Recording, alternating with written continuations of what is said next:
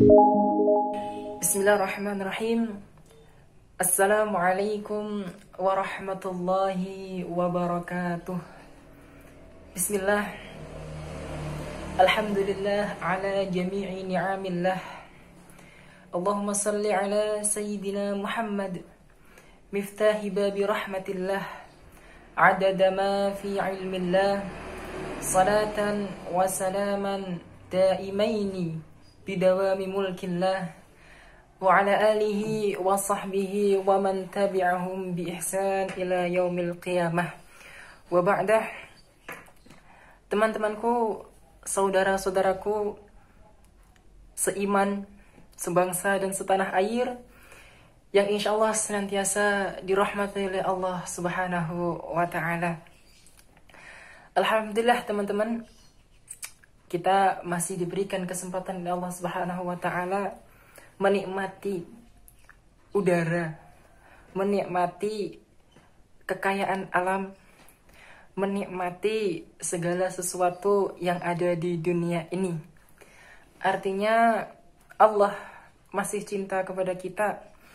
Allah masih menginginkan kita untuk senantiasa kembali kepadanya. Allah mungkin memperingatkan kita bahwasanya umur yang Allah berikan ini, usia, sisa-sisa usia yang Allah berikan kepada kita ini, Allah berikan dengan tujuan agar kita senantiasa bertaubat kepadanya. Karena Allah tahu kita adalah hamba yang penuh dengan dosa. Alhamdulillah wa syukurillah ala jami'i ni'amillah. Kita sudah memasuki tahun baru Hijriyah, dan sekarang kita berada di bulan Muharram. Tayyib, teman-temanku yang dirahmati Allah Subhanahu wa taala, insyaallah pada kesempatan kali ini kami akan berusaha memaparkan sedikit mengenai bulan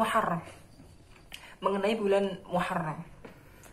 Mulai dari apa saja keutamaan di bulan Muharram dan amalan-amalan apa saja yang sebaiknya kita lakukan di bulan Muharram. Baik teman-teman. Namun sebelum kita masuk ke pembahasan kita, alangkah lebih baiknya kita bersolawat kepada Nabi Muhammad sallallahu alaihi wa ala alihi wa sahbihi wasallam, dengan harapan semoga kita benar-benar diakui menjadi umatnya. Faya ayyuhar rajuna minhu syafa'atan sallu alaihi wa sallimu taslima.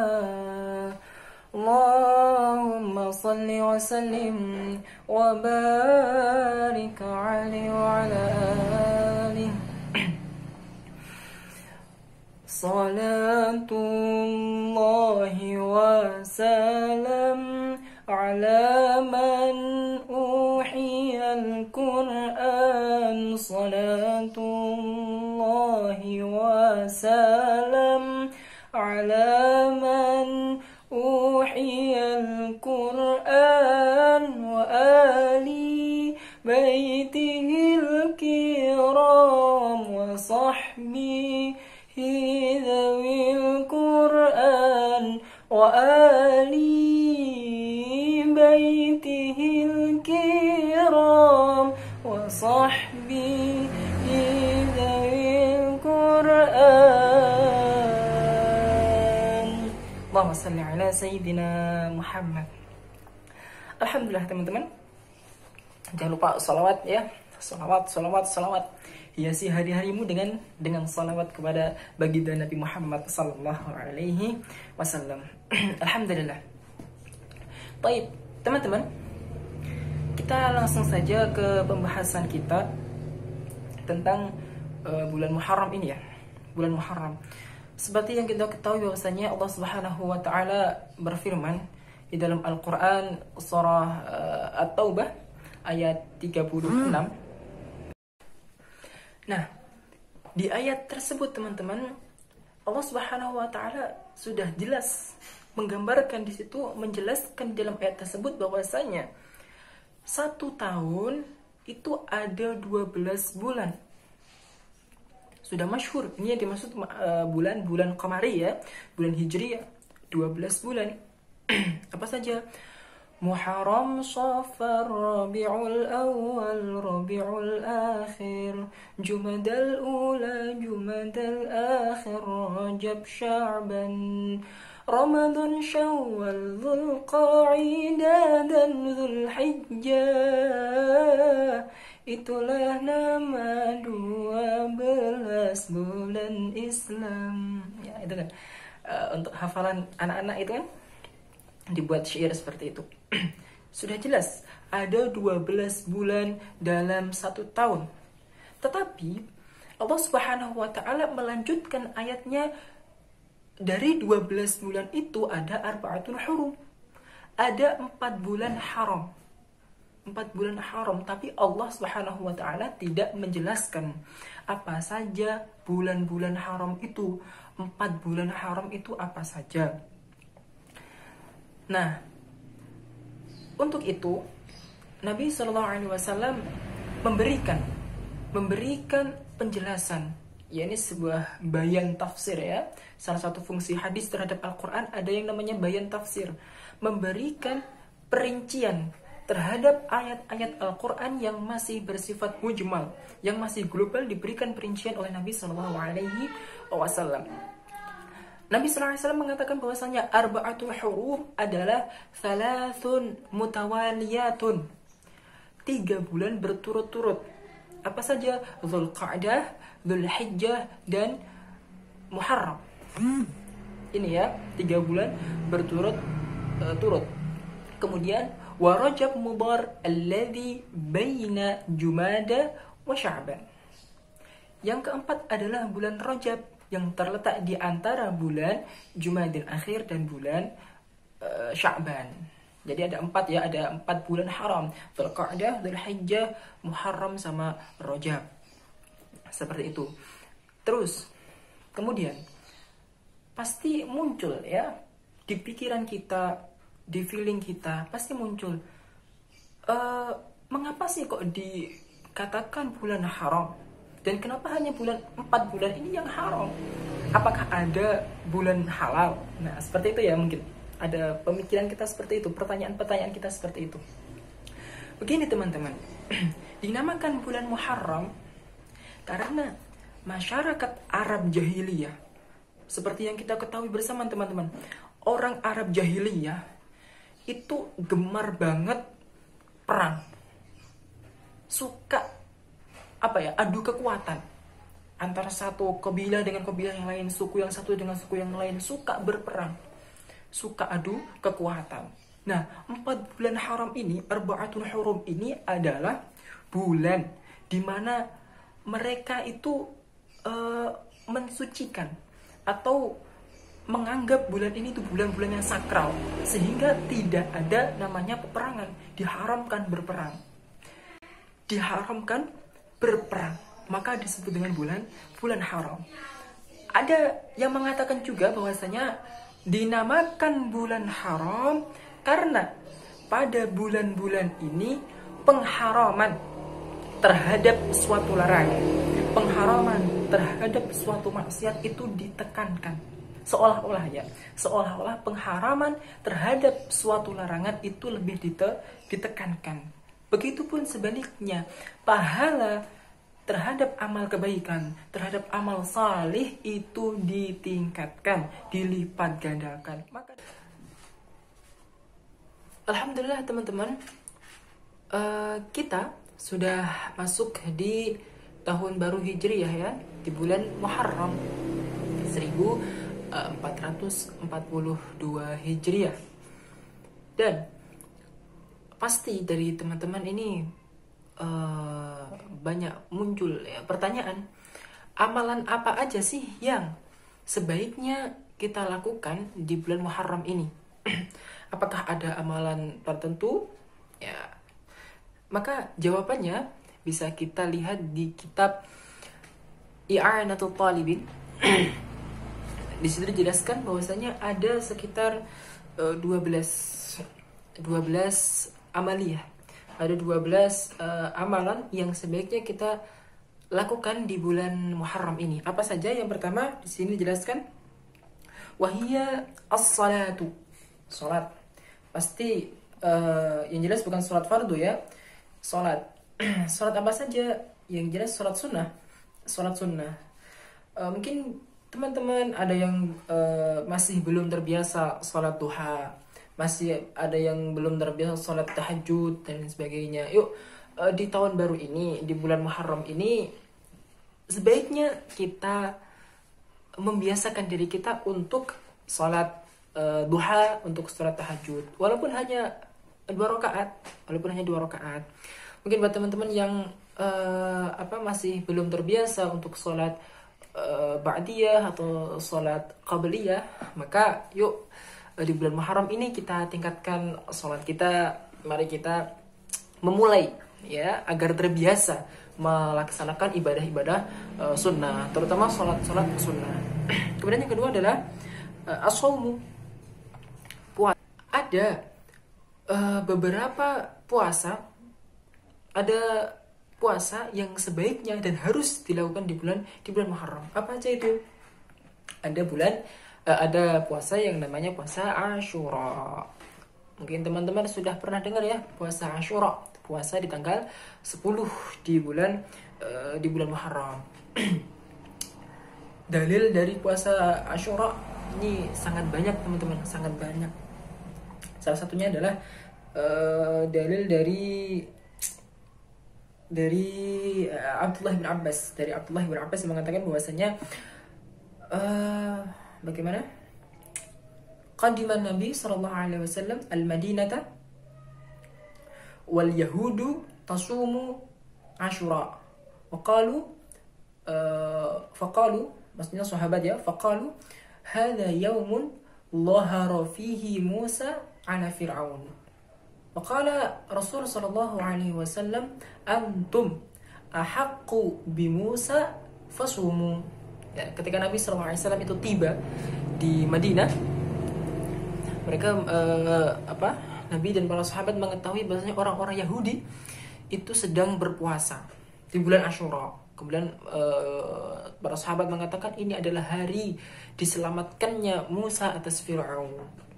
Maka Nabi SAW mengatakan bahwasanya antum, kalian itu lebih berhak atas Musa, kalian itu lebih berhak, maksudnya lebih berhak beriman kepada Musa.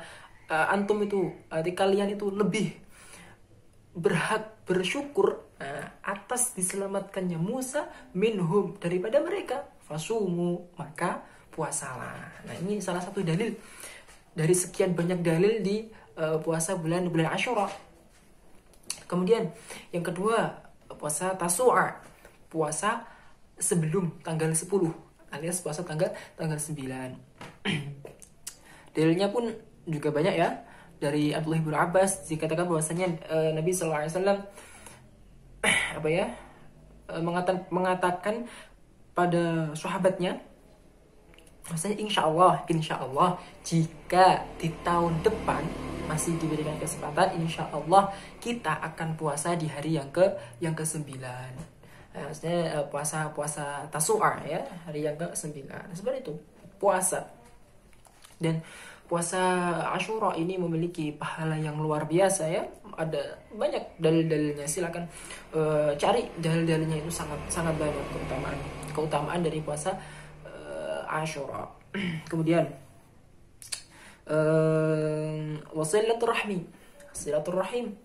Jadi silaturahmi ini tidak harus pada Aid, tidak harus pada hari raya saja. Kapanpun kita mau silaturahmi dengan saudara, silaturahmi dengan teman, dengan kerabat, silakan kapanpun waktunya diperbolehkan.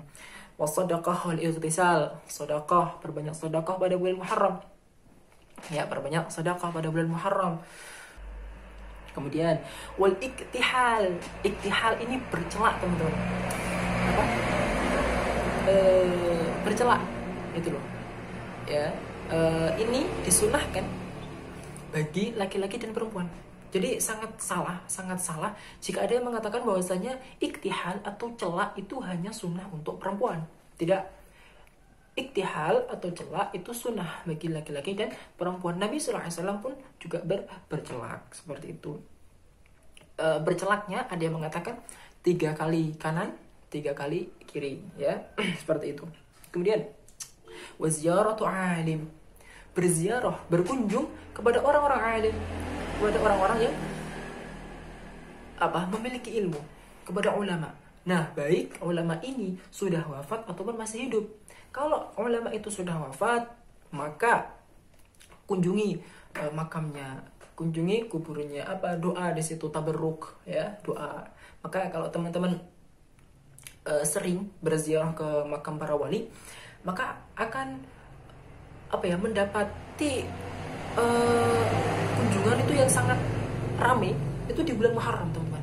Ramai banget ketika Muharram itu, karena ya memang di bulan Muharram ini bulan bulannya orang ziarah, bisa dikatakan seperti itu, ya.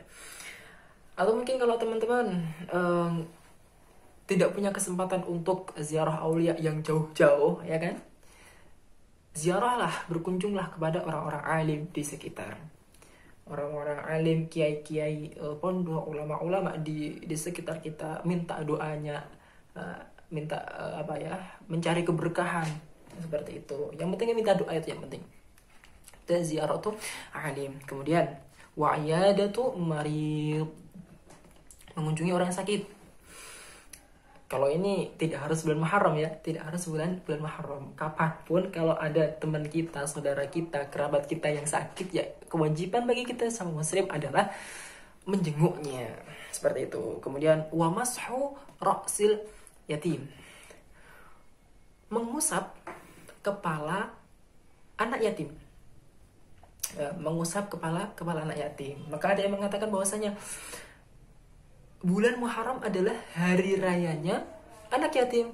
Ya itu kalau kita pikir sih ya benar memang banyak takmir masjid itu kan, banyak lembaga-lembaga yang mengadakan santunan kepada anak yatim itu di bulan Muharram. Ya, di bulan Muharram. Karena apa? Karena ya memang keutamaan yang luar biasa, ada keutamaan yang luar biasa di situ. Tapi perlu diingat bahwasanya sedekah kepada anak yatim, menyantuni anak yatim itu tidak harus di bulan Muharram. Kapanpun anak yatim itu membutuhkan bantuan kita, kapanpun kita punya rezeki, ya sebaiknya kita santuni anak yatim, kita bantu anak yatim tersebut. Karena apa? Karena berbuat baik kepada anak yatim itu adalah hal yang sangat dianjurkan Nabi SAW. Seperti itu. Ada sebuah hadis yang mengatakan bahwasanya man masaha yadahu ala ra'sil yatimi, bagaimana itu? Barang siapa, pokoknya intinya begini, barang siapa yang mengusapkan tangannya ke kepala anak yatim, maka rafa'allahu lahu fi kulli sya'ratin darajah, maka Allah akan menaikkan derajat kita di setiap rambut. Jadi setiap rambut yang kita pegang itu Allah akan naikkan 1 derajat. Ya itu ya keutamaan dari menyantuni anak yatim. Nabi pun juga di dalam Al-Quran juga ada kan, ara'aital ladzi yukadzibu bid-din fadzalikal ladzi yad'ul yatim. Nah, yang dikatakan orang yang mendustakan agama adalah orang-orang yang menghardik anak yatim. Pertama kali yang disebutkan oleh Allah adalah yad'ul yatim. Apa itu maksudnya yad'ul yatim? Dalam tafsir Ibnu Katsir dijelaskan bahwasanya huwallazi yaqharu al-yatim wa yadhlimuhu haqqahu wa la yut'imuhu wa la yuhsinu ilaih. Itu adalah orang-orang yang yaqhar, menghardik, ya, pokoknya berbuat tidak baik kepada anak yatim, kemudian menzalimi hak-haknya, tidak memberinya makan, tidak berbuat baik kepadanya. Itulah yang disebut dengan yad'ul yatim. Maka sudah menjadi kewajiban bagi kita untuk merawat anak yatim, memperhatikan kondisi dari anak yatim, seperti itu. Kemudian yang berikutnya adalah Oh iya, satu lagi. Mashu ra'sil yatim ini ada sebagian ulama yang mengatakan mashu di situ makna kinayah, artinya apa? Rahim, berbelas kasih. Intinya apa ya? Memberikan kasih sayang kepada anak yatim. Ala kulli hal semua itu merujuk ya kepada kita harus mengasihi anak yatim seperti itu. Kemudian yang selanjutnya adalah watawassu'atu 'alal 'iyal. Apa tuh? Tawassu' apa sih? Memperluas dalam artian menambah nafkah kepada keluarga itu kan. Ini buat teman-teman yang sudah punya keluarga, yang memiliki tanggungan menafkahi keluarga, maka tawassu' di bulan Muharram, tawassu' ala nafkah ya, menambah nafkah kepada keluarga itu merupakan suatu kesunahan di bulan Muharram. Kemudian wa taqlimul azfar, apa? Memotong kuku di bulan Muharram ini juga termasuk kesunahan, teman-teman. Kesunahan. Adapun waktunya itu bebas. Yang penting di bulan Muharram. Kemudian ini wa qira'atu suratil ikhlas alfa marrah. Membaca surah Al-Ikhlas sebanyak 1000 kali. Ini kesunahan di bulan Muharram. 12 ya. Ada 12 kesunahan atau amalan-amalan amaliyah yang sebaiknya kita lakukan di bulan Muharram. Seperti itu.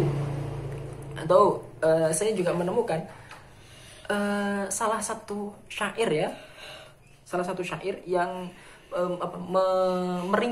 meringkas 12 amaliyah ini. Bunyinya seperti ini syairnya. Fi yaumi Asyura ashrun tattasil biha thnatani wa laha fadlun nuqil. Sum salli sal zur aliman utwak tahil ra'sul yatimim sah tasaddaq wal tasil wasi'alal ayyali qalim lufra wa suratal ikhlasi qul al-fatasil. Seperti itu. Sama kayak penjelasan dalam kitab I'anatul Talibin, tapi ini dalam dalam bentuk syair seperti itu saja. Itulah teman-teman penjelasan tentang keutamaan bulan Muharram, amaliyah bulan Muharram dalam video kali ini. Semoga ya, kami berharap video kami ini dapat bermanfaat bagi teman-teman, bisa memberikan manfaat ya. Dan buat teman-teman mungkin kami dalam menyampaikan ada kesalahan ya, kesalahan apapun, kesalahan kata-kata, kesalahan tingkah laku, atau mungkin ada materi yang tidak sesuai, silakan disampaikan ya, silakan disampaikan kepada kami. Insya Allah kami akan memperbaikinya, insya Allah, seperti itu. Tapi teman-teman, mungkin itu yang dapat saya sampaikan. Saya hanyalah manusia biasa yang tak luput dari segala bentuk kesalahan. Maka dari itu mohon kritik, sarannya agar bisa menjadi lebih baik lagi. Dan bisa teman-teman tuliskan di kolom komentar tentang apa sih hal yang harus kita bahas. Atau mungkin video apa lagi sih yang harus kita upload, nah gitu kan. Tayyib, mungkin seperti itu saja yang dapat kami sampaikan. Semoga bisa bermanfaat. Dan jangan lupa teman-teman, amalkan apa yang sudah kami sampaikan, dan jangan lupa sebarkan ya kebaikan-kebaikan, apapun bentuk kebaikannya silakan disebarkan. Karena ketika kalian menyebarkan sebuah kebaikan, maka Allah akan memberikan kepada kalian kebaikan orang yang mengerjakan kebaikan tersebut. Baik, mungkin cukup sekian dari kami, kurang lebihnya kami mohon maaf. Ihdinas siratal mustaqim wal 'afu minkum. Assalamualaikum warahmatullahi wabarakatuh.